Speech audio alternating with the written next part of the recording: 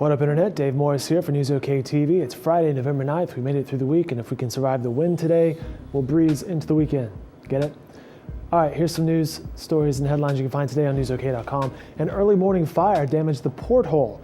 Firefighters, as you can see, were called out to Portland and Northwest 39th around 4:30 Friday morning. Crews found heavy flames and smoke, but they were able to douse the blaze. The bar was closed and no one was injured. That's the good news. Investigators are working to find out what caused the fire, and the bar owner says he will rebuild. A former Valley Brook police chief pleaded guilty to drug charges in a Creek County court. His former chief, Melvin Fisher, he was caught with 20 grams of meth back in September of 2011. Fisher was facing multiple counts of possession of a controlled substance, but court records show all but one count was dismissed.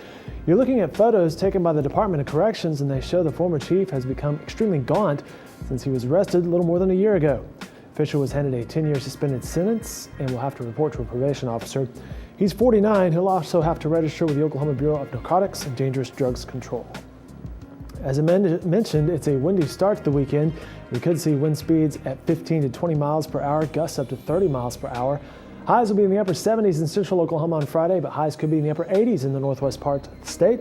Warm temperatures and strong winds increase the risk of wildfires on Friday. Highs will be in the 70s again on Saturday. Temperatures will be much cooler on Sunday. Guess what? A cold front moves through in the early morning hours. The front could bring some much-needed rain. Speaking of wind, the Oklahoma City Thunder defeated the Chicago Bulls where? In the Windy City. Happened Thursday night. The final score 97-91. The team takes on the Detroit Pistons tonight right here at home at the Chesapeake Energy Arena. Tip-off at 7 p.m. Then the Cleveland Cavaliers come to town on Sunday. That game starts at 6 p.m. Several former Oklahoma State coaches will be returning to Stillwater. That's when West Virginia comes to town on Saturday. Dana Holgorsen returns as the head coach of the Mountaineers. Next to him will be Polk's former assistant coach, Joe DeForest. Cowboys' game plan has not changed much since the two men left, and that may give the West Virginia coaches an upper hand. They've been inside Oklahoma State as far as they know the personnel, they know the tendencies of the players, they know the strengths and the weaknesses, and they've, been inside those football facilities. The Baylor Bears come to Norman this weekend. Kickoff is set for 2:30 on Saturday. Oklahoman columnist Jenny Carlson and Barry Trammell both predict another win for OU. Mike Stoops is in the building and Robert Griffin is not. Let's start right there.